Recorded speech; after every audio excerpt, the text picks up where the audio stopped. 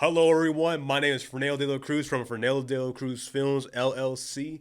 I'm a cinematographer slash photographer from Pittsburgh area.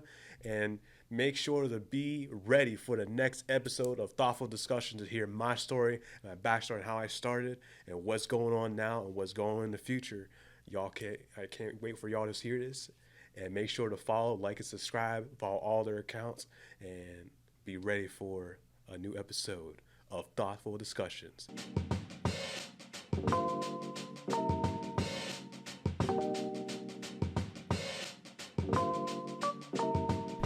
My name is Josh Snyder, and you're listening to Thoughtful Discussions, and I'm here with Fernando De La Cruz from Fernando De La Cruz Films, LLC. I'm a cinematographer slash photographer in the area, and I do music videos. I mainly work with musicians, but I do music videos, documentaries, short films, and anything to get my name out there.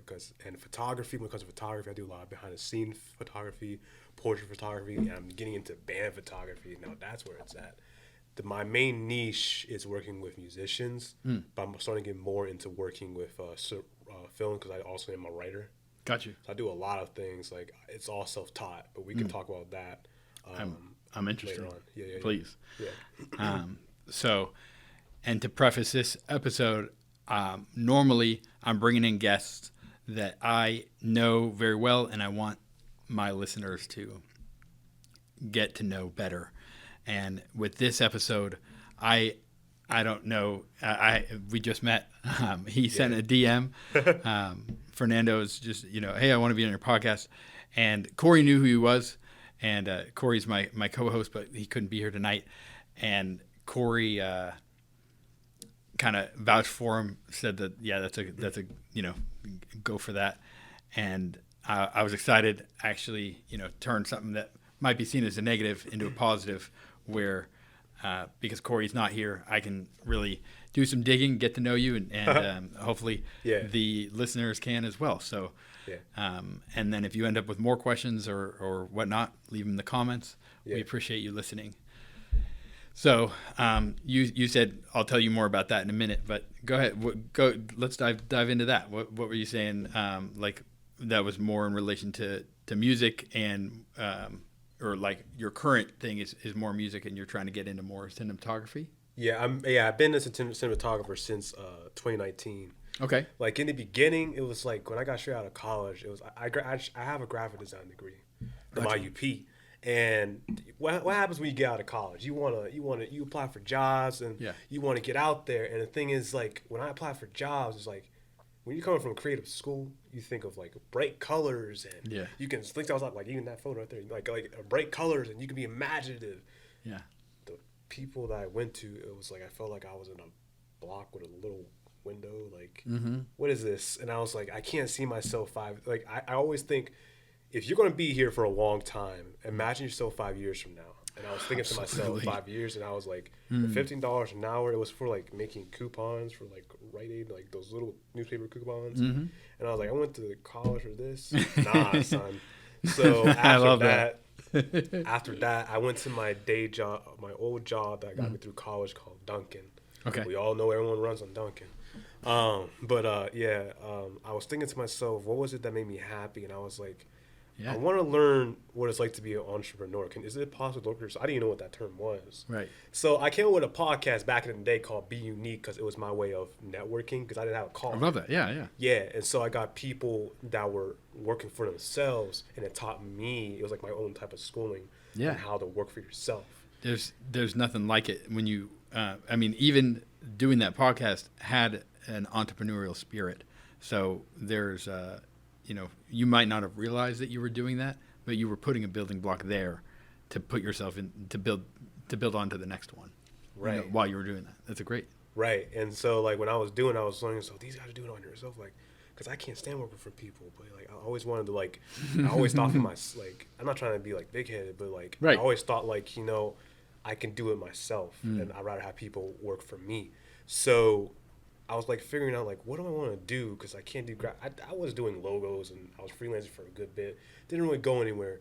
So I went from there to photography and I was teaching myself how to use a camera. At the time I had a Nikon D3300. And I was taking photos, doing portraits for free just to get my filming out there and I was getting good at it. And then I went from that to, I remember I saw this clip. I don't know if you heard of it. It's called Full Time Filmmaker. Okay. And this guy, Parker Wallback, he was doing a video of him diving backwards with a GoPro in the water, and he was getting paid just to do that. And I was like, that'd be so cool to do filming and traveling for a living. So, like, I found this class called Light Film School, and I had nothing. I had nothing in my bank account straight out of college. And I remember, like, when I was walking alone, it was, like, around, like, September, like, in the fall. I was walking by myself. I was like, what is it I want to do for the rest of my life, man? What was it that made me happy?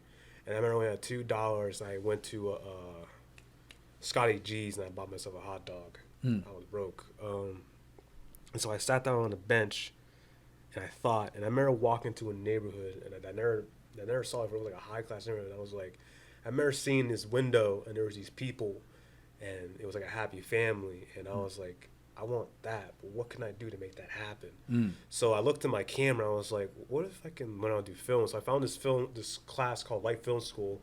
It no longer exists, unfortunately, but at the time when it did exist, they had a music video production program.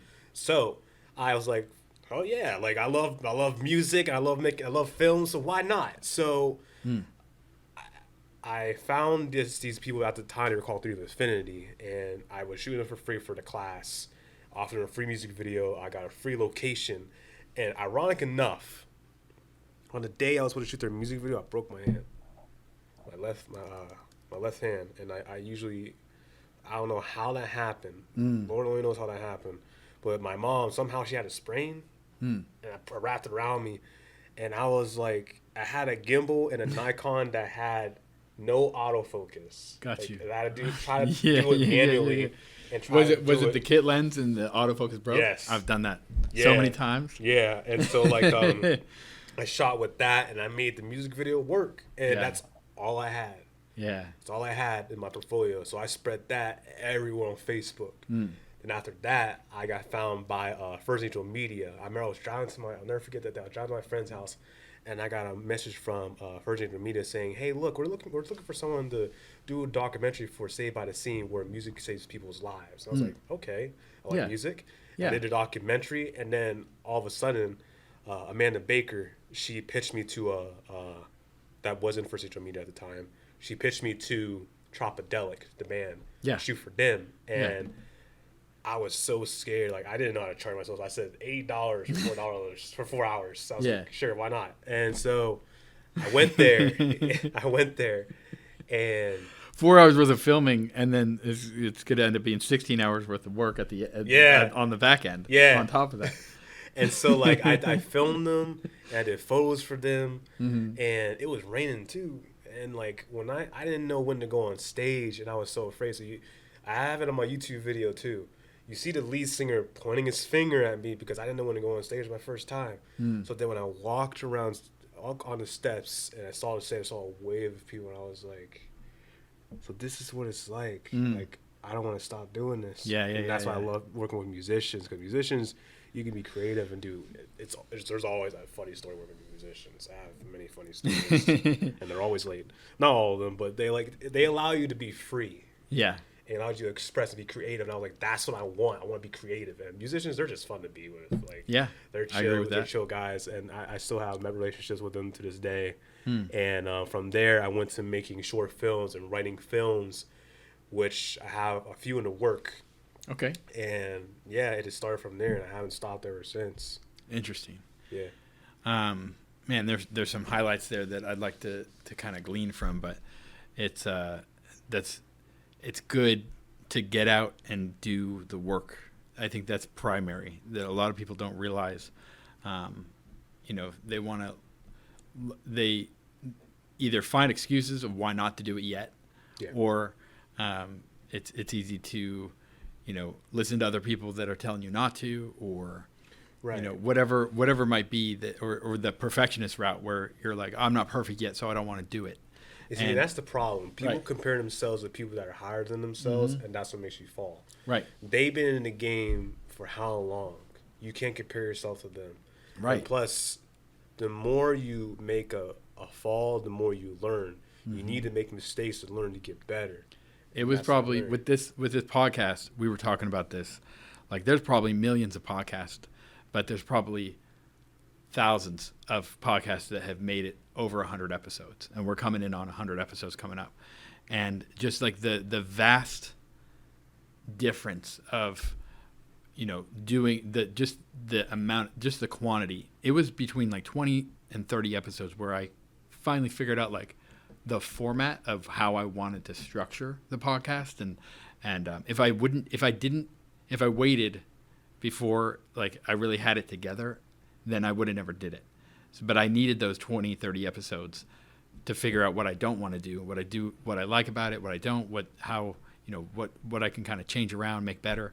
And I mean, it takes ambition, and it takes you wanting to do your best, for sure. I mean, that's definitely one element where you have to be self-aware enough, look at yourself, try to take critique from other people, but at the same time, putting your best work in and seeing what comes out of it. There's nothing like it, especially when other people take notice, and like you said, you listened to a few episodes, and obviously there's people listening tonight.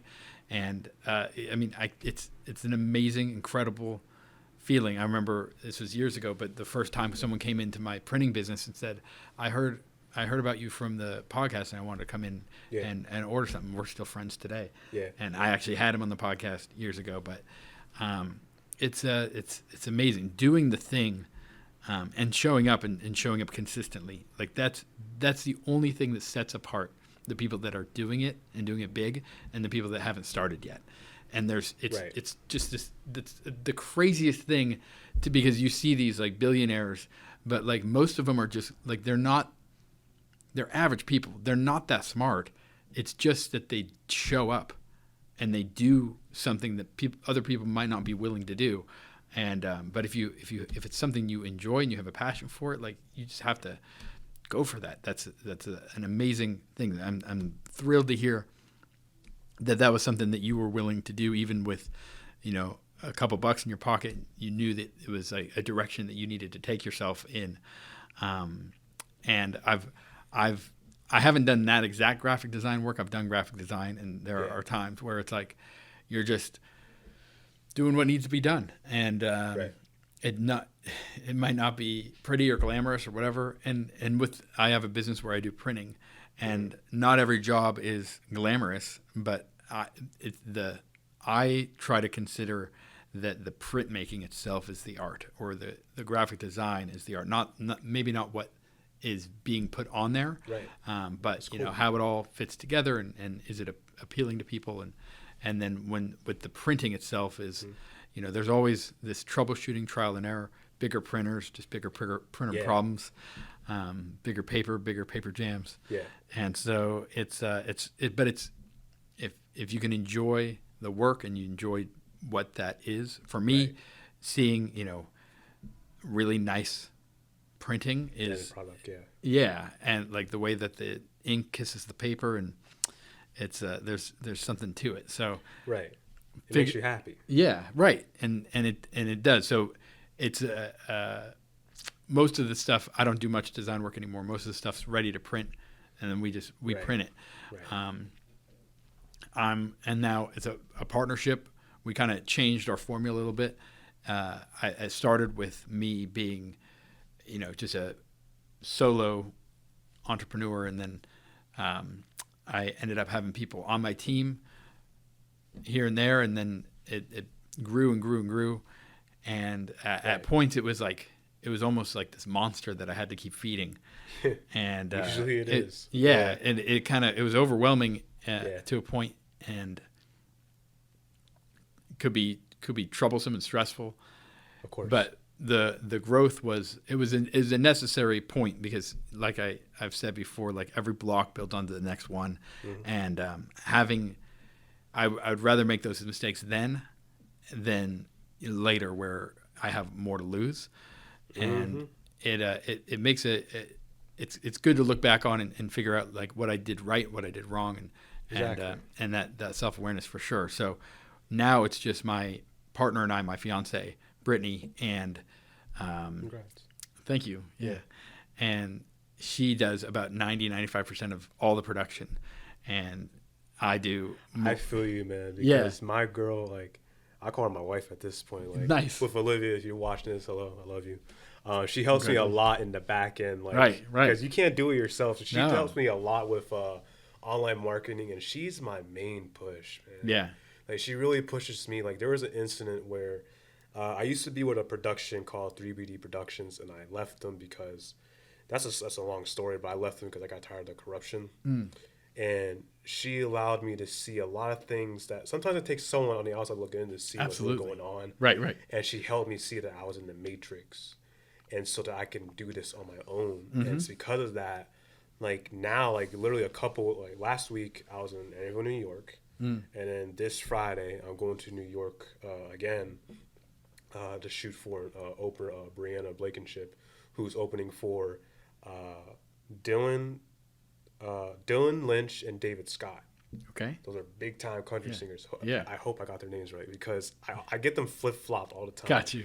Yeah. And leave a comment if we're wrong. Yeah. Correct me if I'm wrong. I'm gonna have to grab my phone. But no, like it's a big opportunity. I saw the crowd. It's in New York, and the crowd is freaking huge. And I'm like, I'm not missing this opportunity. And so like a lot of great things. Even just before I came here, I did a shoot with Carrie Knight. I love working with you. I can't wait to work with you again. Nice. Like I was helping him doing his audition tape and whatnot, and I'm starting to build a crew. Which speaking of that, if anyone is looking for experience, I'm looking for a PA, a grip. If you're looking for experience or being an intern, I will be happy to provide like even if it's last minute travels. Like I've been traveling to New York lately, and a lot of times it's last minute. So if you're willing to like be on travel, I'll cover the food, the gas. Hotels, it varies because a lot of times I go there and go back. So if it's a long trip, sure, I'll have all that covered. And what I have to offer you is an experience of a lifetime to help build your resume.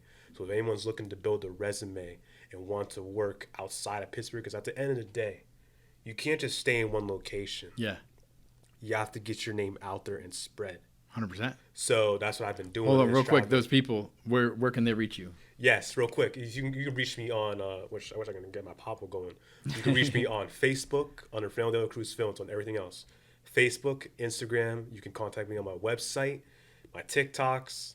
If you want to contact me with that. I love TikTok. Everyone loves TikTok. Yeah. Did I say Instagram? I said Instagram. Mainly, I'm big on Facebook, so you can contact me the best. Say on the Facebook. name again. Fernando De La Cruz Films. Nice. And you can contact me anytime you want. If you're interested in working with me, I can offer you a lot of, like, I'm looking for people to even do films with, which I have a little bit of a crew, which after tonight, I believe, I have to start working on a script because I'm working on films too. But that's another story, which I'm working on 2 scripts. And we're trying to get all these scripts out there. So we're trying to look for as many people as we can, especially grips, PAs, editors, color graders, anyone who's interested in having experience and want, because at the end of the day, when it comes to my sets or any of my friends' sets, we don't look for just to be professional. We're going to be professional, but we don't just look at it as like work. When you work with us, we want you to leave feeling like you had fun. Like it's a memory to remember. It's not just, oh yeah, I had to work, oh I gotta work on there 9 to 5. No, it's about having fun and making a memory that remembers. And at the end of the day, once the product is done, it's like it feels good because all that product it's out there. Yeah. And so like anyone that's interested making in stuff working, you can be proud of. Exactly. Yeah. So anyone that's interested in working with me and my crew, Fernando De La Cruz Films, you can hit me up. You can email me as well. Fernando De La Cruz Films, Fernando De La Cruz Films @gmail.com. Perfect. Any way it's possible, but I'm the best on Facebook. So, yes. All right. Yeah. Awesome. I love that. Our last guest that was here, he is part of this Trace Brewing, and this is a beer that is for the Barrel and Flow event, and he left this here for us. And so I we decided that if you wanted to try it. Yeah. You I'm still trying down to- for that? Yeah, Yeah, go for it. Yeah, like, how do I? Yeah. I'm trying to. Yeah, you just pull it off. Yeah, yeah. I think. Oh, God. There you go. Okay. Yeah. Let me see. I'll give you a little taste And then test here. Yeah, go ahead. Like, do I pour it in a glass or should I just drink it from the can? Totally up to you. However you like to drink it. Okay, let me see. And if you haven't listened yet, go to our Whoa. last episode. Whoa, who made this? It's Trace in Bloomfield. Taking that whole thing. This is good. No, for real, this is really good. He made this himself? So it's a whole. There's a team of people, team of brewers, and so this one actually. And there's a bunch of information about it, and he was telling me a little bit about it. But they made it in collaboration with a couple different people. So this girl is a DJ and graphic designer. Her name's Nice. Honey Young, and or she Interesting goes name. by Honey Huny. Interesting name. And that's her on the front of the can. Oh, nice. And she designed it, and I believe that she helped make it as well. And then there's these two other breweries that kind of had an involvement. So Right. it's like a collaboration type thing. Yeah. And it's for this event called Barrel and Flow. Barrel and Flow, okay. And that's happening this weekend. That's going to be, well, you'll probably be in New York. But for What anyone day? listening, in the upcoming years, definitely check out Barrel and Flow in August every year. So just a special shout out to them. Thanks for dropping Yeah. this off. And Wow. so Adam Swarma, the last episode, that was who dropped this off. So Right. go listen to that if you haven't listened to it yet. After you're done listening with this, we thank you. Thank you so much for for listening. listening. Yeah. Yeah. So tell me about the beer. What do you think? It has like a grapefruit like aftertaste, but it's like really sweet. Okay. It has a sweet grapefruit aftertaste. Do you like grapefruit? I don't, but I like this. I don't either. Yeah. And I like this. That's Okay. weird. I like this so much. Yeah. Like whoever made this, like, yo, like they need to like really like get this. Is it like gonna be in stores too? Or is it only for this event? So they release the can tomorrow, Okay. and it'll be at the event. It's going to be at the bar, and they're gonna. I don't know how many cans they made, but I don't think they're brewing it ever again after this. Really? Yeah, it's just this limited release. So Wow, that reminds me of like I remember me and Channel 4 we did this show. We did an event for Ed Sheeran because he came in town not Oh, too yeah. long ago. Yep. And he had this new hot sauce. Mm. That dude, he knows how to make hot. I was like, this is good. I was like, Nice. it's like this is good hot sauce. I was like, this is good. love that. Yeah. So yeah, no, he and very similarly, he's part of this brewery that everyone there that's involved is good, hardworking people in the neighborhood that like to turn out a good product and make something nice for people, and so I'm drinking lemonade out of this right now, but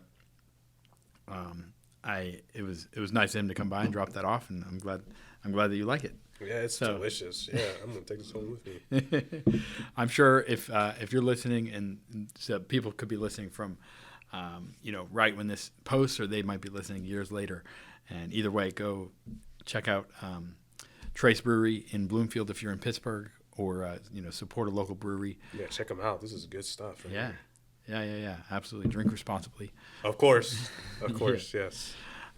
So you're telling me a little bit about your journey and kind of where you're at now. Tell me, how did you get to where you're at now? Like, what were some steps? You went to college. You're thinking about what you really want to be doing and how you're going to be doing it, and Yeah. you get to this point. Like, where is like, and I love that you said that you get a lot of inspiration from your partner, because that's huge. I have people that I'll talk with that are trying to start a new business, and they will, come to me and kind of give me their pitch and whatnot, and ask me questions, do a little bit of consulting or whatnot. And it's more similar like this. It's not. I'm not like a big shot consultant or anything. It's just I've been doing this for 15 years and definitely have some made some good decisions, some bad decisions, and I can hopefully try to help some people out. So Yeah. But my point with that is that people will give me this whole pitch, and then I'll ask, like, what does your wife think about it? Because if the wife isn't on board, then it's either if it ends up really, like, business will break you. Like children will break you, business will break you. Like there's only a few very stressful things in your life that like will really put you through the test and see like what kind of person you are.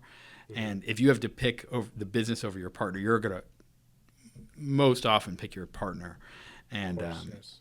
And so the like it's interesting to hear that question and to hear, you know, if they're both not all in, or if there's reservations, it's gonna make it a little tougher.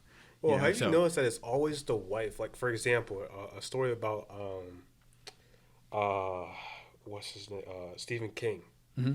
The dude literally wrote the script, Carrie, and he thought it was shit. He threw it in the trash, and his wife, literally took that out of the trash and said, "No, write this again. This is really good." And that became his. It's always the wife that encourages the man, and they become successful. Like, it's an interesting perspective. Yeah, like that's like there was a time and like after what happened with 3BT reductions, like I lost hope, and Pittsburgh.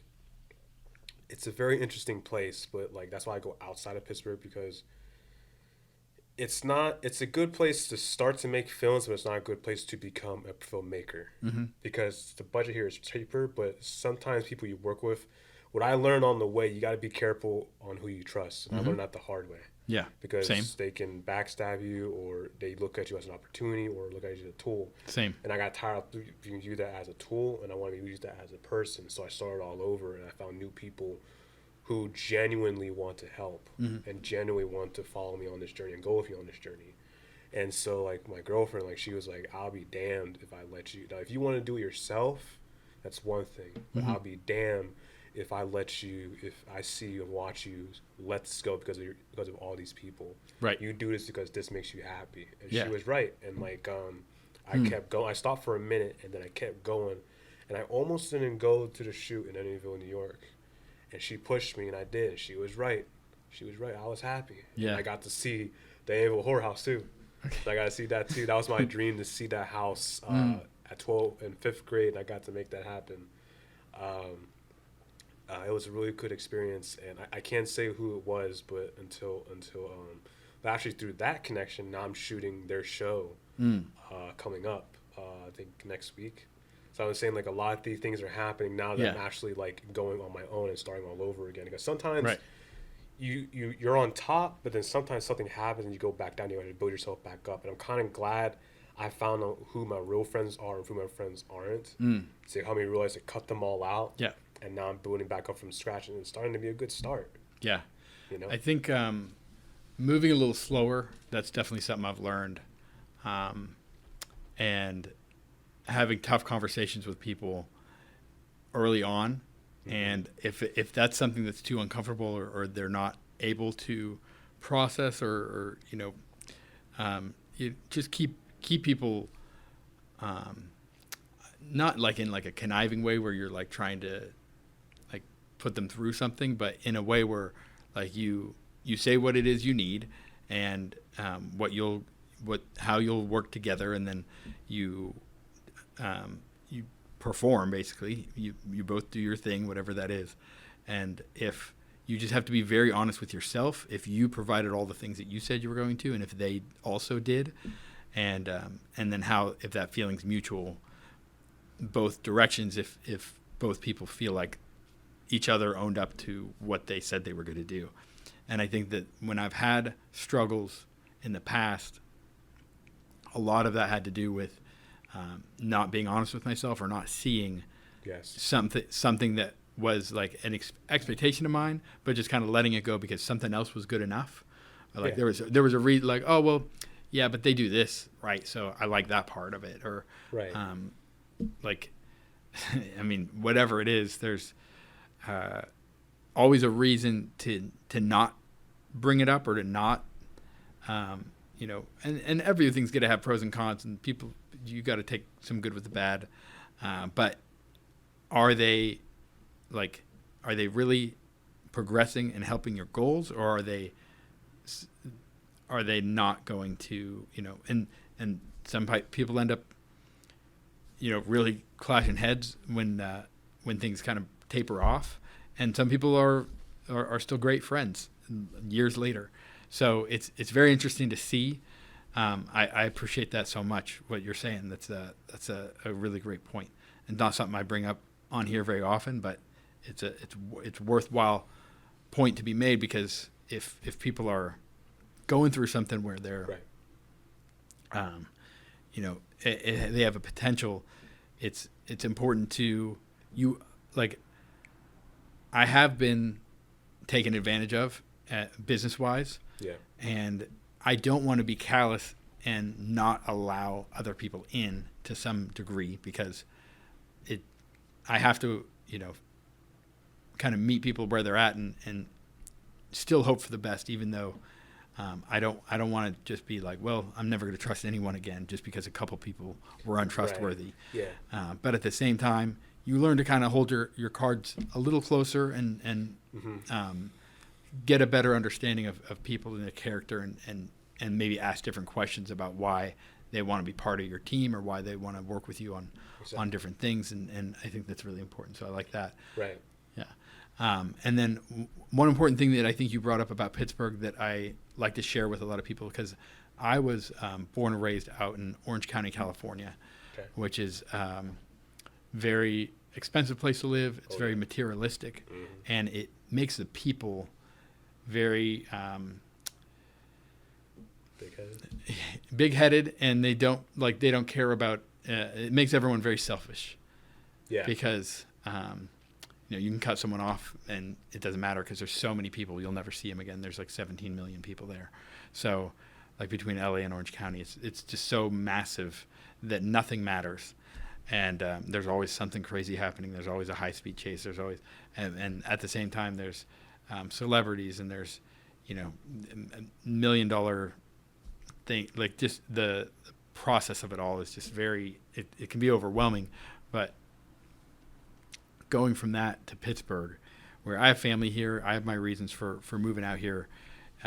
It's about 12 years now, and I absolutely love it. And one of the key elements is something that you brought up, which is I think that it's a great home base for anyone that's starting out, because you're able to build your experience. Right. You can live here very affordably. Mm-hmm. And the community, it's tight-knit. It's a good community of people that work hard and care about what they do. Mm-hmm. And then to branch out from there, it allows you to have money to do those things. And if, like, I got a buddy that's living in San Francisco right now, and his rent's, like, it's so much money that if he were to leave, it's like he's paying hundreds of dollars to leave. You know what I mean? Like, not just the trip, but like in the amount of time that he spent on rent, just rent, for that amount of time that he's going to be gone for. It's like, hundreds and hundreds of dollars. And it's just like, man, like, it's one thing that when you're in it and you're there, and it makes sense because you make more money while you're there, but to leave and not make money, like, you have to make so much more so that you can leave. Where, like, here, to be able to exit, and Pittsburgh is very interesting to me as well, because there's so many things within, like, a road trip's distance. We were in Michigan a few weeks ago. We can drive down to DC. We can drive to Boston. All these things within a day. You can go to Canada. And it's just like, that's an amazing ability to be able to go and travel and do things. And I mean, you can fly to Boston in a few hours if you wanted to New York City, whatever. So, like, Philly, New York, DC, like, Ohio, like, there's so much around here, where, like, in California, everything's so spread out. Like, Vegas is 5 hours away. Far, You can go to San Diego. It's a couple hours. People would ask me, like, that didn't know where it's from, they'd be like, is that close to San Francisco? And I'm on the southern end, and that's on the northern end. And I'm like, that's about an 8-hour drive. So it's just like, it's so massive. And but being in Pittsburgh, it really allows you to be able to move around and do that traveling, because the traveling is so important. And we did a trade show in Denver a few months ago, where we went out there and did our thing, and I was able to.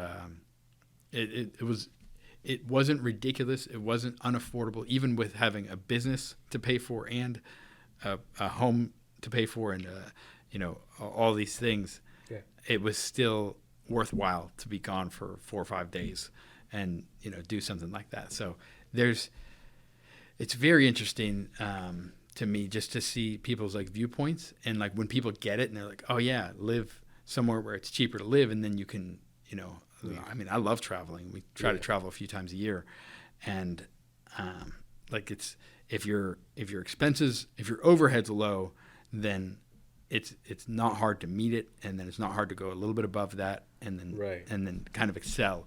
Where if you're living somewhere like it may make sense for you someday to live in New York City, but it's going to be like Different. Yeah, and when people are growing their business, like I always say, like to get to a point where you like have to grow before you like move out, like Right. and like you'll be in this small space, and it's like you grow and you push the limits, and you have shelves everywhere and stuff's piling up, and you're just kind of like that space is good because when you move and you double your space or triple it, and then you have more space to move around, and then you're able to and I'm speaking more from like a production space, but when you're able to when you do make that step and you grow, your capacity changes a whole lot, and you're able to make those changes. And that might be like in a digital space, that might be the difference between one computer and a better computer. I'm working on that right now, where it's like I have a decent one right now, but I really want this one that's like going to be like $4,000. And I'm like, well, let me max this one out and get the most that I can out of this, and then once I can go with that next one, make that next step. But it's very I love that about Pittsburgh, and even there's some other surrounding areas that are that I like for people that want to start doing something for themselves, and it's a fun thing to be a part of. And once you get in and meet some entrepreneurs, and you realize that most of the people that are working on creating something, whether it's an artist or entrepreneur or whatever that is, like if you do good work and you're trying your best, like there's a lot of support to like back each other up and try to purchase things from each other, or do whatever they can. So, or even just referrals.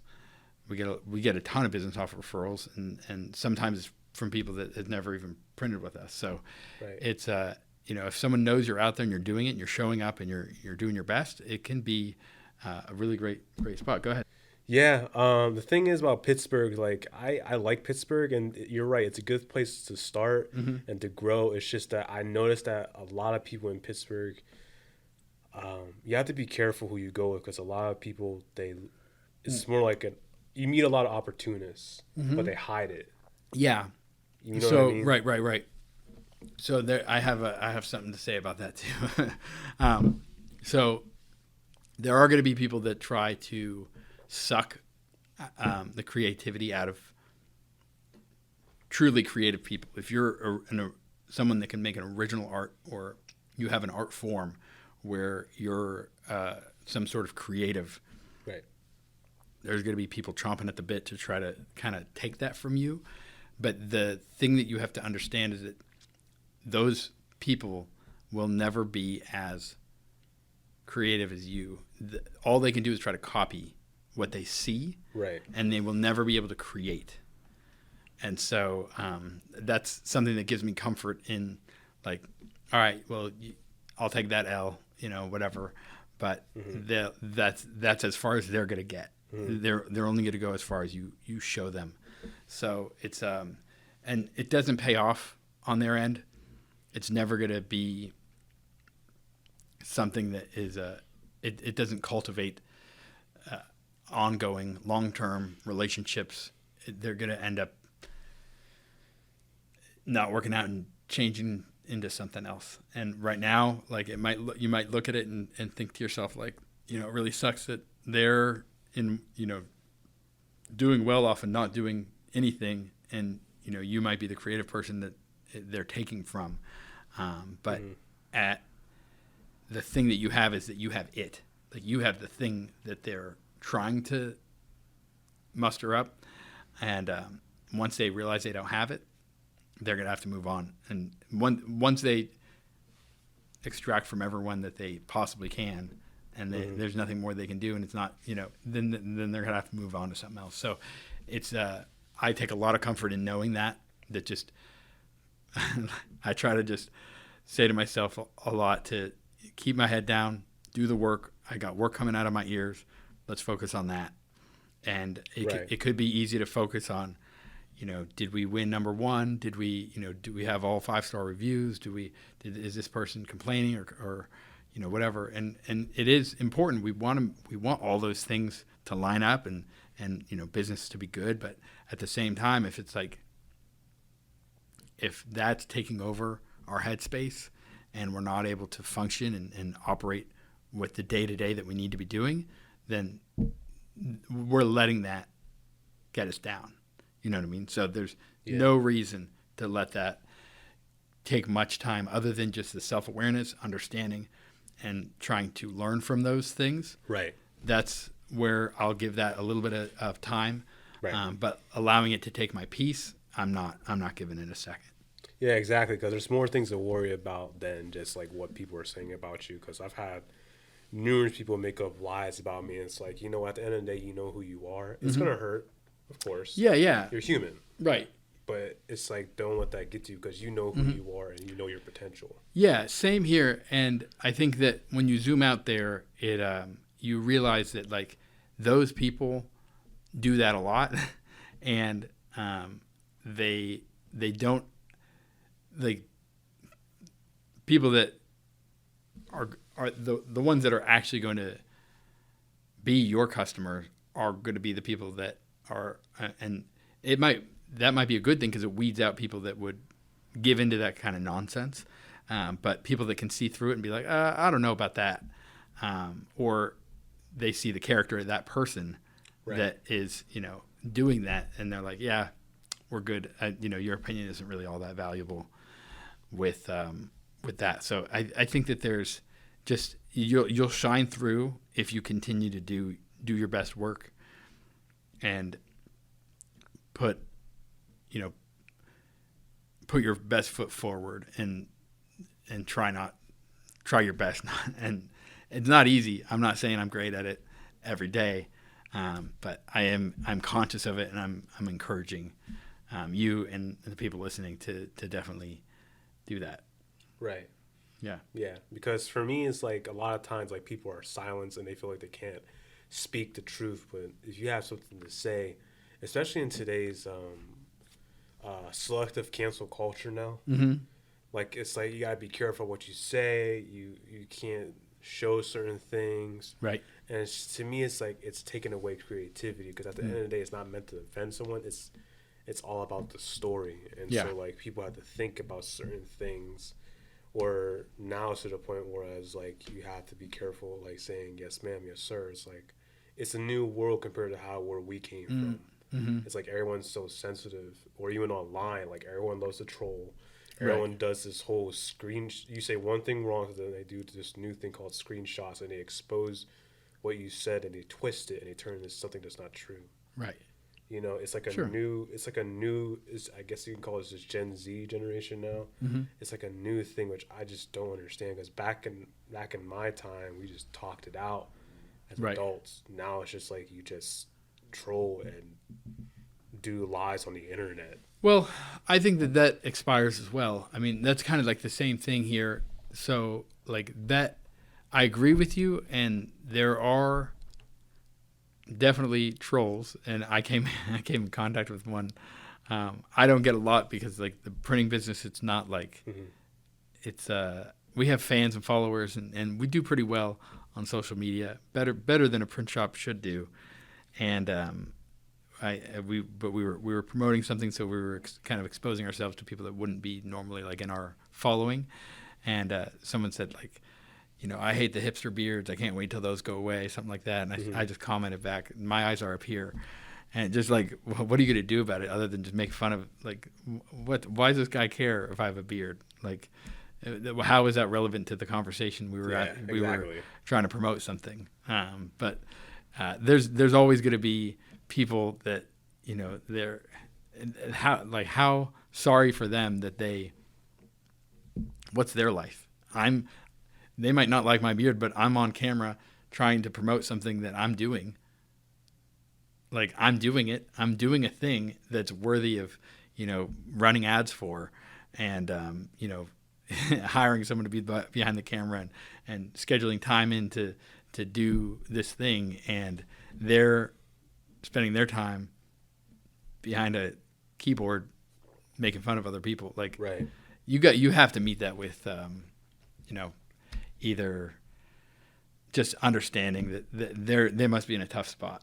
Like, if that's their life and that's what they're getting, I don't know if it's enjoyment or entertainment from just going on and leaving comments and trying to make, I don't know if they're trying to make jokes or whatever, pulling people down. Like, you have to feel bad for them. Like, it is the empathy where it's like, if that's what your life is right now, like, that sucks. Like, and like, there's nothing more. I don't want to give that any more space for you know, people. If people talk trash, I mean, sometimes you can kind of make it right. Sometimes you can put it in context.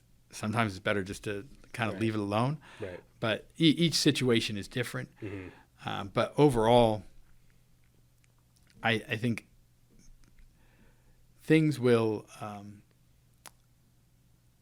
There's like a saying on the tip of my tongue, but you know, people are very short term as far as like this, like whether it's cancel culture or like, there's so many things to care about. You can only care about so many things.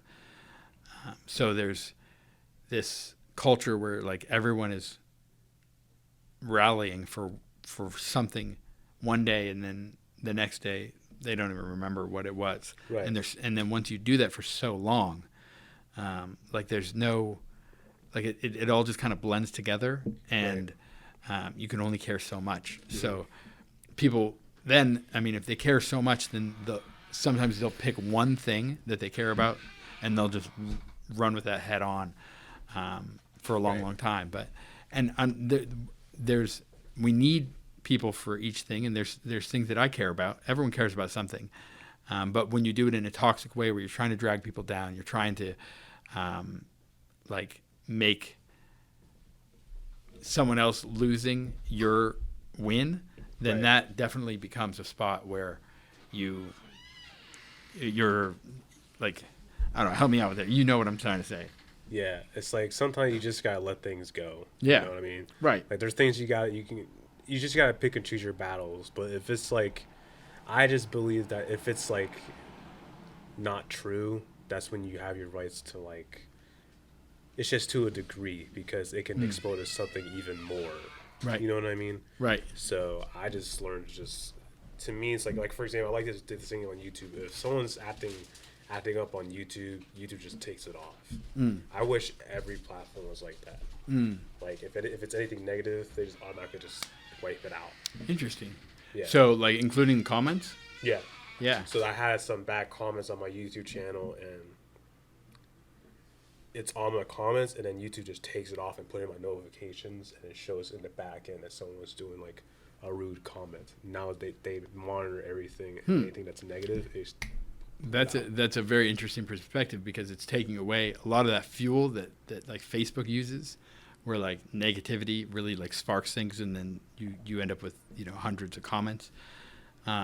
They're taking that and they're just like, no, we're good. We don't want that kind of thing here. Right. I love that. That's very interesting to me. And so, do they allow you to put it back if you wanted to? If you want to, yeah. Yeah.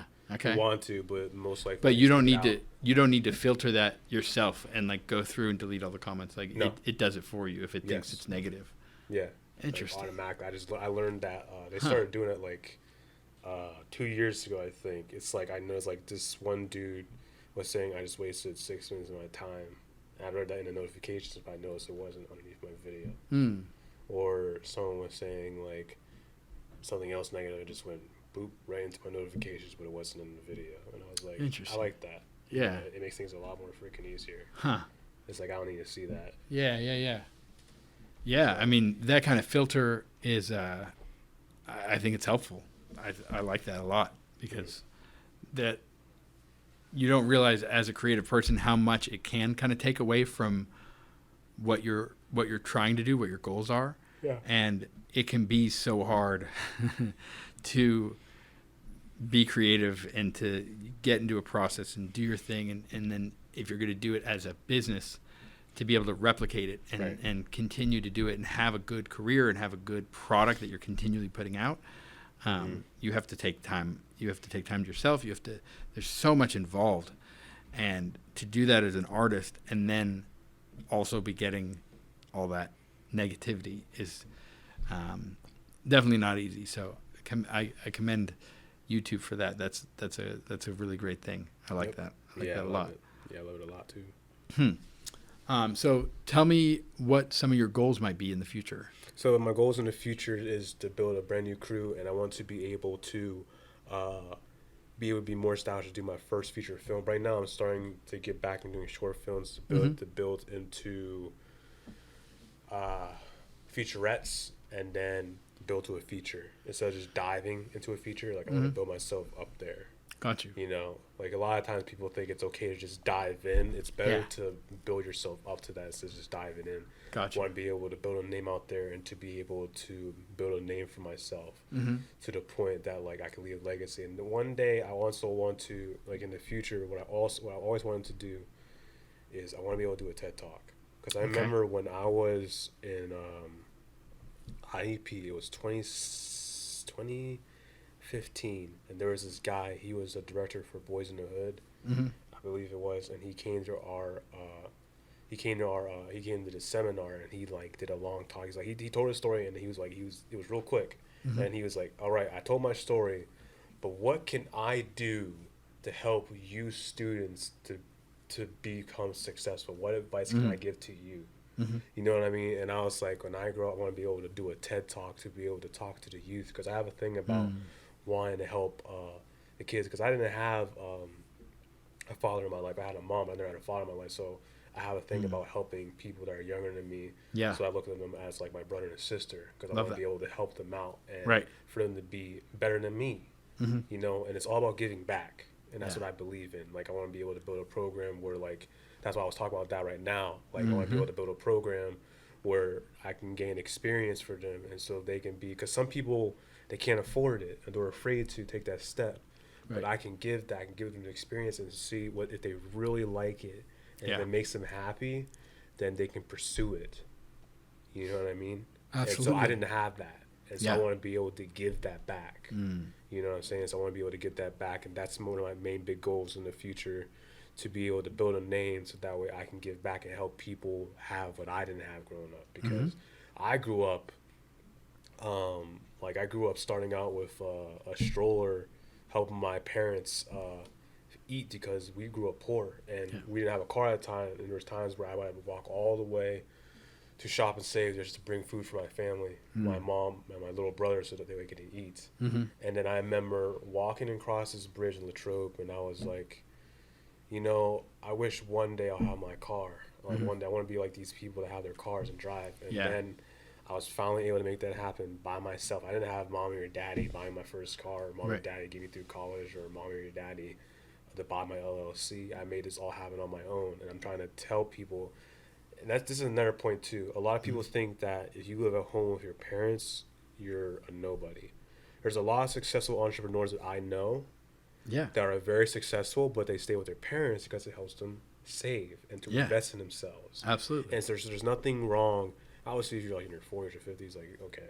But if you're like in your late 20s or coming out of college and you're in your 30s, even people in your 30s, there's people that I know that are photographers, that are models, that are writers, and they're very successful. You would never know, but they live with their parents and they're saving so much money, but yet they have a big name out there. Like even these big time YouTubers, you would think they have their own place. No. They're at their parents' house saving to be able to be successful and gain all that income. Right. And then once they are bigger and established, then they move out to, because they can afford it. Right. There's nothing wrong with, because that's what we're brainwashed. Stay as small as you can for as long as you can. Yeah. You know, in your confines, without having to pay for more things. Right. Just to, there's always a breaking point when you're like, all right, this is no longer serving me. I need to do something that is going to change, whatever that might be. But until that breaking point, it is so important to try to keep your overhead as low as possible when you're starting something new. If you're going to be starting something new, like, and another thing too is that, like, I always advise people to, if they have a job, a lot of people try to start a business when they don't have a job anymore. No. And it's like, you could have been working on been working on building this for years, months, even weeks. Like, just start on something. Right. And even if you just have it as like kind of a backup or, fun hobby kind of thing that you do, and you make some side money here and there. Yeah. And then, it acts kind of as a safety net. Or if you decide, maybe I want to change directions and go towards my passion. Actually, this thing is going really well. We just had a video go viral, or we just had whatever happens. And then you're like, well, I was writing these books just kind of for fun, and now I'm doing, that, or you're making these movies, or I'm making prints, or whatever it is that you're doing. Like, just doing the thing is so big of an element of the thing. Like, and if you start on it today, and you can work towards that, it makes such a difference when when you are ready to be serious about it. And then there might be a day where you want to do it full time, and you can say, oh, well, I've been doing this for 5 years. And it doesn't matter if you were doing it every once in a while for 5 years. Right. The point is that you've had that journey, and you have experiences that would lead you down to where you're currently at. So every single building block that's there, but you have to start somewhere, and starting is more so just in that decision of like, I would like to do this, and I would like to go this direction, and then revisiting and figuring it out, because like you started with music videos, and now you're trying to go more towards cinematography and, changing up what you can do. And I think having a big repertoire of things that you can do is great, because then you can kind of move and shift between different things, and you might use each of those things in your films. I mean, if you look at the Wednesday films that they're doing right now, that might be someone that's like, I want to do cinematography, but if they had I'm sure they did, had a music video experience background, now they're able to kind of blend the two together. You know what I mean? So that's another thing too, because that's why I do a lot of music videos, a lot of films, because at the end of the day, I want to be able, the end is to do a biopic for a musician. Like, I've always wanted to do that. Do a documentary for musicians. Yeah. Like, that's what I'm trying to do right now, is trying to, because to me, it's like, what people don't understand is, whenever you listen to an artist, you listen to their music, you like them, but you listen to them more when you get to know them personally. Yeah. For example, Get Rich or Die Trying. Okay. All Eyes on Me.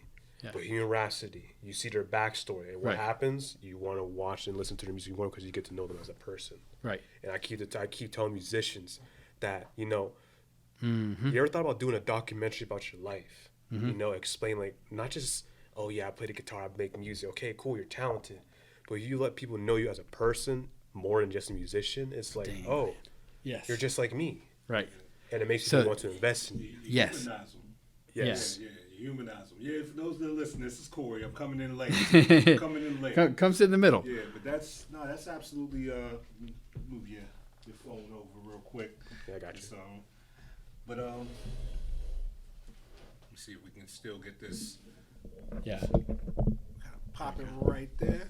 There we go. Yeah. But yeah. I mean, no, what you were saying, I think is absolutely correct. I think artists need to understand that these days it's not just the output. I mean, you have. It's an important element. Yes, it is an important element, but and you're absolutely right on that. But it's just like, even with artists, I always tell them, do a podcast. Humanize yourself with the people, because the more that they understand about you, like you said, the more that they're intrigued with you, the more they want to know. A lot of times people don't want to just see something; they want to understand where it comes from. Right. And that's actually there's a book with Richard Dawkins that talks about evolution. Yeah. We will keep evolving until we understand what our reason is. Like we don't stop evolving until we understand exactly how we got here and our reason for being here. So that's what kind of pushes evolution as people. So it's like human nature to understand. Like the more that you understand about somebody, the more information you have to work with, and the more that you want to know more of. You know what I mean? Right. I think it's just a beautiful thing, and I think a lot of artists need to understand that part is how we're moving these days and how we're going to continue to move forward. So love that. It's just dope. I love that. Yeah. And part of the purpose of this podcast is to highlight artists and entrepreneurs around the city and kind of allow our people that are listening to understand what makes all of these people different, including myself, and welcome back to the podcast, Corey Ochai, my co-host. Hello. And I'm here. thank you for coming in. Better late than never. Very, very happy to have you here. So thank you. Yeah. And when you that's still my idea. So I'll speak more on that in a minute. But go ahead if you had something. Yeah.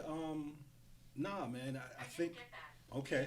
Siri joined the podcast. And another co-host We here. have Apple in the house. No, I just think these days, like I just came back from a brewery, right? Yeah. And I'm thinking about breweries and bars. Yeah. Where back in the day it was just a bar. You would supply a location with alcohol, people would come. Right. But these days that's not enough. You know, you have a brewery now. Right. They don't That's something just, Adam and I just talked about. Yeah. They don't just You have to- create. They don't just create the beer, but they create the atmosphere. Yeah, right? exactly. So it's the branding. Yes. It's not Right. like there's plenty of places that make hamburgers, and Right. a lot of them are more the same than they are different. But the thing that makes them different is the story. Exactly. The Right, story exactly. that they're telling. It's all storytelling. Yes. Yeah. Life. Even the way that we take in, the way that we pass along information. Human nature. You know why people love audiobooks is because it was the original way that we used to tell stories. Yep. What Speaking. I mean, it's speaking. It's creating the dialogue. It's telling. That's all we're doing. Even when you're doing the song or you're doing a movie, a lot of times it's stored through it with your words or with your photography, with your videography or with your whatever it is. It's like tell your story and don't hold back. Right. Let them all the way in. Don't just let them peek through the blinds. Right. Open Exactly. the door. Open love the that. door. That's the thing. I have a question for you. This is not going to be an easy answer. What's your favorite type of music? Me? Ooh, Yeah. Me? For me, my favorite type of music is rock. I grew up with R&B, the oldies R&B, like Luther Vandross, Boyz II Men, New Talk that Edition. talk, Fernando. Yeah, Talk that talk, Janet man. Jackson, Diana Ross. I grew up with that type of sound. Of course, Michael Jackson. I grew up with that type of sound, but then it was the summer before I went to junior high, and my very first official rock song was HTML Rules by Devil Wears Prada, and I was like, when I heard them scream, what the heck is that? And they were screaming, and I was like, then I found Linkin Park and Evanescence and Simple Plan and all these different bands, and that's why like a lot of music videos I try to get in with bands. Of course, I love every other. Like I started to learn to like country a little more because I'm from Latrobe, so I got used to getting. Got it. And like even when I go on this Friday, they're country singers. Yeah. But other than that, my The favorite. country is came rock. out in your voice when you said that. The country Yeah, I sing. know. I love that. I love that. Where you originally from? I'm originally from Jersey. Jersey. It's just that I lived in PA for how long, Latrobe for how long that I picked up the Latrobe? country. Yeah. Oh yes, the Rolling Rock City right there. Like that's Yep. It's horses. Is Yep. their logo. That's Right. I learned how to ride a horse. Too. Yeah, come on with it, man. Come on with it. Shout out to Latrobe, man. keeping it all the way funky, man, with the cowboy swing. I just started watching Yellowstone. I just wanted to say that. Yeah, I love it. Love that era. Love that vibe. But I'm sorry, I just threw everything to the left. Nah, you're good. Nah, you're good. I just wanted to go through one podcast and said I just started watching Yellowstone. I have to. I didn't even heard of that. You never heard of Yellowstone? No, Whoo, Kevin Costner. never heard of it. Okay. Field of Dreams? No? Yeah.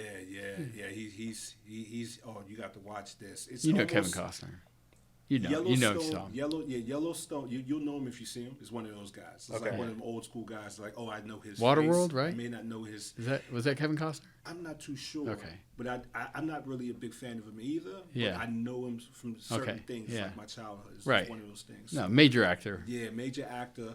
But it's really cool because it's a cerebral western. Mm-hmm. You know what I mean? But it has a little bit of what do they used to call those? Oh, him. Yeah. I know you're talking about. Yeah, it that. has a little bit of what were those shows that our parents used to watch all the time? We were walking to the come home from school. It'd be on. It's like drama. I Love Lucy. No, it's not like Lifetime, but it's what do they call those? TV series? Land. Not TV Land, where there's like a lot of shit going on. Oh, I know what you're talking about, like a soap opera. It's kind of like a soap opera. Yeah. Yeah, So yeah. it had the soap opera feel Yeah. a little bit, but not so much where it was like disgusting. You know, Yeah. because there's Yeah. always something going on, but it talks a lot about business, stocks, because they herd cattle. You know what I mean? But Right. they're like, so That's what this show. $1 billion business. And it's there's a lot in there, man, but it's also entertaining. So I'm watching it, studying how they can storytell on something that is not always, to me, Westerns are kind of a little bit more old school. I Right. don't know how I would really get into it, Yeah. but they're making it fun for me to watch. And I think Like they're what's Quentin Tarantino's name? The Django Unchained. ooh, Yeah.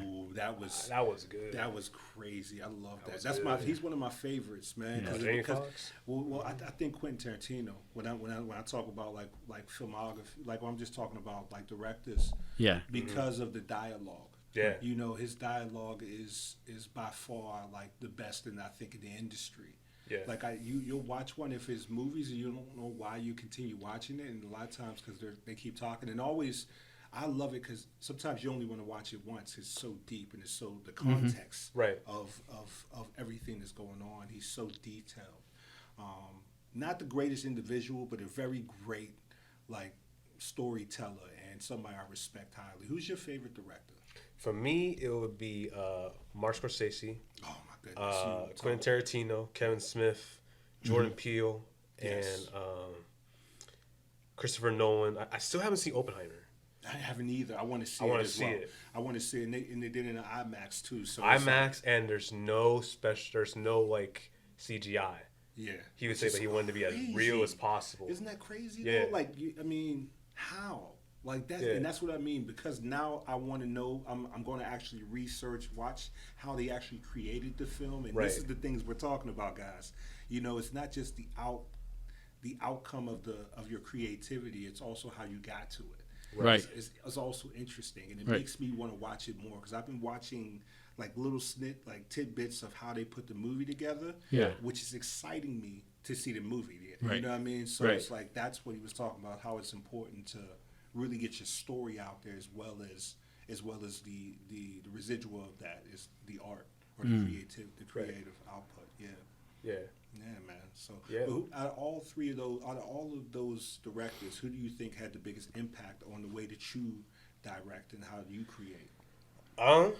I would say Quentin Tarantino and Jordan Peele and Christopher Nolan. Christopher Nolan.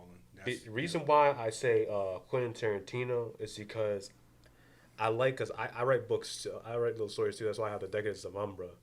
I like, if you notice, like each film, it's like a book. Mm-hmm. It's like Yeah. chapter 1, Absolutely. chapter 2, and he makes everything as realistic as possible.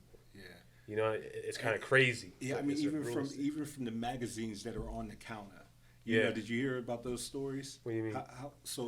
In Once Upon a Time in Hollywood. I didn't see that one. Yeah, Once Upon a Time in Hollywood, there was a scene with Leonardo and I forgot the other actor's name, and they're sitting at a table and there's like all these old magazines on the actual like the actual table, like Playboys and all types of things. But they were actually the original like 70s magazines. They came from Quentin Tarantino's, like his vault. Yeah. And he put them on there because they said, he was looking at them. He was like, you better not, mess those up. And he was wondering why he was so adamant about it. It's because they were actually they weren't props. It's really that detailed. And somebody who cherishes authenticity that much, man, it's so beautiful to watch the film. And it's not just the film, it's the fact that that's how he rolls that makes me even appreciate it. Exactly. More.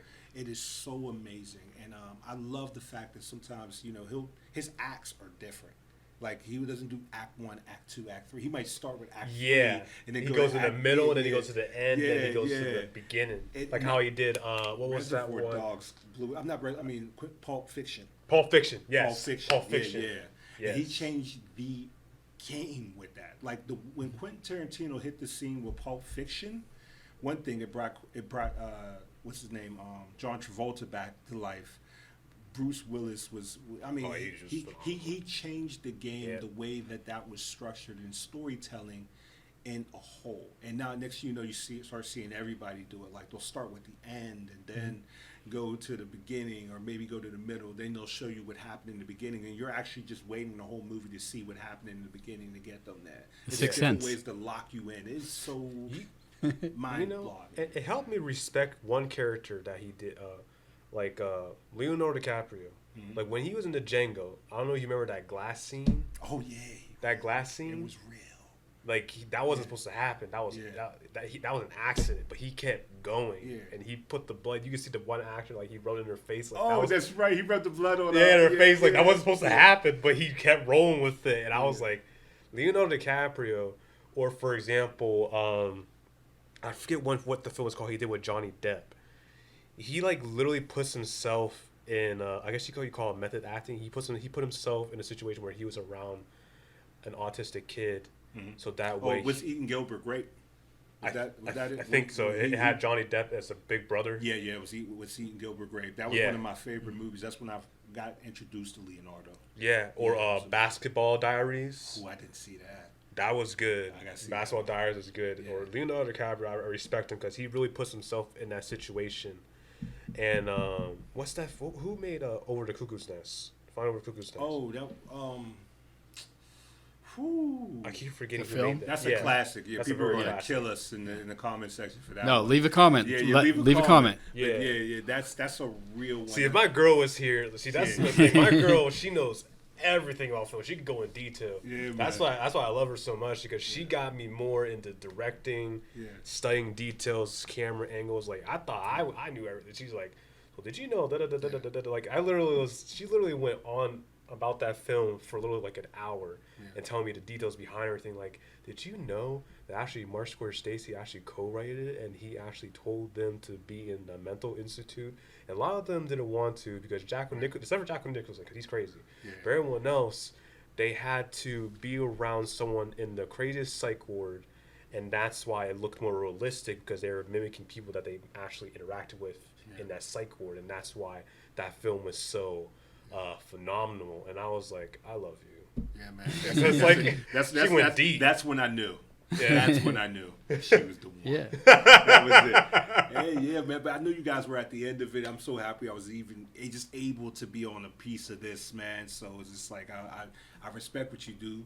And I know you guys had a great conversation. I can't absolutely. Back on this one too, man. It's going to be crazy. You'll definitely enjoy some of the content. We got into some good stuff, and there's even some stuff we haven't really talked on much here that is worthwhile conversation to have. So for the people that are listening, if you made it all the way to the end, thank you for spending some time with us. We appreciate you. We appreciate you. We wouldn't be here without you, and the fact that we get to do this, we learn something new every time. This is a way that we strengthen ourselves, and a way that we grow, and being able to do this and be able to highlight more and more people throughout our area. It's a wonderful project that we get to do. We're thrilled.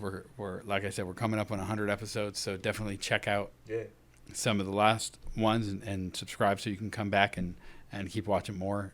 We thank you. If this resonated with you and you made you think of anyone, feel free to tag them or send this to them. We appreciate that more than you know. So thank you for that. I'll do my sign off real quick, and then I'll let these two do theirs as well. So if you want to follow me personally, Instagram is probably the best place. It's Josh Snyder 86, and that's Snyder with an I. And then from there, you'll be able to find the podcast. You'll be able to find the PGH Print Ship, my business. You'll be able to find PGH Museums, which is like a nonprofit media company with museums as the subject. And there's lots of museums in the area that are doing some really cool things. And we have this directory and calendar where you can see all of it. So definitely go check that out. And my Instagram is filled with my art and the things that are going on in my life and my family and things like that. So that's probably the most central place. And then from there, I kind of link everything out. So definitely check me out. I appreciate every single interaction, every customer, every time that we get to work with someone. That builds on to the next thing. So thank you. And I'll let you guys go. Yeah, where can people find you? Yeah, thank you so much, y'all, for listening. My name is Fernando De La Cruz. You can find me under Fernando De La Cruz Films. Well, I'm getting my own last name. Under Fernando De La Cruz Films. You can find me on Facebook, on Snapchat. Snapchat I use for behind the scenes, so you know what's going on behind the scenes. Follow me on Snapchat. You can follow me on TikTok, Twitter, Instagram. That's a good place. And yeah, especially on YouTube, make sure to like and subscribe because I'm coming back to YouTube. I can't wait for that. I can't wait for that. There's a lot of things that I have. It's been a while, but there's a lot of things I'm keeping in the down low. But you'll know once that time occurs, and once you know, you'll see that there's a lot of stuff going on. I've been doing a lot of traveling, and I cannot wait. And I cannot wait to tell y'all what's been going on and what the future holds. Love it. Right. And you guys know, I mean, it's the guy that's coming late. I think it's like the second, oh my goodness, it's like the second time I've done this. That's all right. Yeah, but it's all good, man. I'm here. I made it. Rather be here than late. Rather be late than never, right? Absolutely. But yeah, my name is Corey Ochai. You can find me on, if you like what you're listening to, you like what you're hearing, you want to start a podcast, please follow us on 1028 Podcast. That's on Facebook, on Instagram, on TikTok, as well as Twitter, or X, I think is what they're calling it now. Mm-hmm.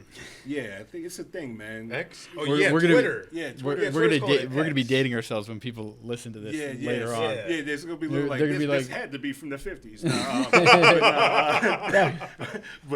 And if you guys want to follow me on my personal site, you can go Move78. That's MUVE 78. You can follow me, man, and you can see some of my artwork. You can kind of see all of the little projects I'm working on. Mm-hmm. And man, I just want to say thank you so much, Fernando De La Cruz. Yeah, I got your last name right. See, I did that. I did I forgot one thing. I forgot one thing because you mentioned that. Yeah. You can also see my services and also my portfolio on my website at www.fernandodelacruzfilms.com. And if anyone's looking for a cinematographer, photographer, I'll be happy to help you. And if you'd like to join me on my sets, maybe you can contact me. Facebook, I'm telling you, is the best way to get in contact with me. Or you can email me at fernandodelacruzfilms@gmail.com. And I'll be happy to help y'all on this journey. Like anyone, I would love to be a PA, a grip, sound guy, editor, anything. I'm looking for many people to join my community. So if you want to work and get a new experience in and have a journey of a lifetime that you'll never forget, make sure to contact me, man, and I'll always be happy. My door is always open to everyone. Absolutely. I second that, man. You got the right one. If you were looking to actually learn something about all of the elements of filmmaking, and also just collaborating. Yeah. I think Fernando De La Cruz is where you want to land at. So please go on to that website. And for those that are listening, those that are watching, we appreciate you. You know what this is, man. Stop for discussion with Josh Snyder and yours truly, Corey Ochai. And, we go out there and do something beautiful because the world's counting on you. So this is the world's a blank canvas. I'm going to go all the way through with it. This world's a blank canvas. Grab your paintbrush, dip it in some paint, and let's paint this masterpiece together, man. Go out there and create. All right. We out.